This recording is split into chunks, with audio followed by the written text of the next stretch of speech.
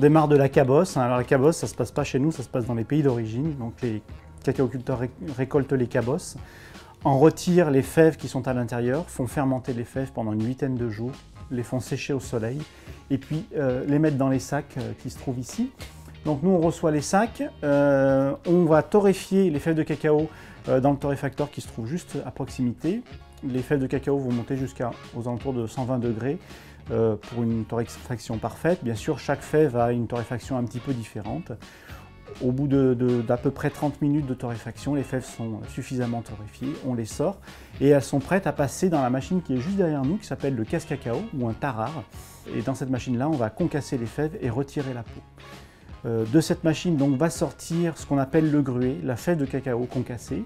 La fève de cacao concassée va être ensuite broyée dans un moulin à cacao pour obtenir la pâte de cacao. Donc cette pâte de cacao, c'est du chocolat 100% en quelque sorte, qui est donc très amer, relativement acide et enfin, un petit peu astringent même, donc c'est quelque chose de très très puissant. Donc utiliser en l'état, c'est un petit peu difficile, enfin consommer en l'état, c'est un peu difficile, donc on va le mélanger avec d'autres ingrédients, principalement du sucre pour le chocolat noir. On peut rajouter à ce moment-là, bien sûr, un petit peu de vanille, un petit peu de sel, voilà, selon ses goûts, selon ce qu'on a envie de faire avec ce chocolat-là. Donc cette étape-là se passe dans le pétrin, c'est le mélange dynamique de tous les ingrédients. Tous ces ingrédients-là, que ce soit le sucre, la pâte de cacao et autres, doivent être raffinés parfaitement pour qu'on n'ait plus de sensation de grain au niveau du palais.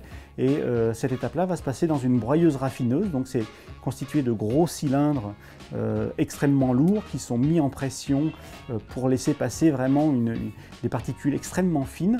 Et à l'issue de cette étape-là, les particules de chocolat vont mesurer entre 15 et 25 microns environ.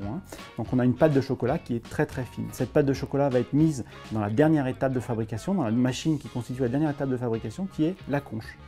La conche va travailler directement sur ces nouvelles particules qui ont été constituées par la broyeuse et va rendre ce chocolat onctueux, va également jouer beaucoup sur la texture dans un premier temps, puis sur le goût dans un deuxième temps. Cette étape-là c'est une étape fondamentale, tout comme la torréfaction, pour jouer sur le goût.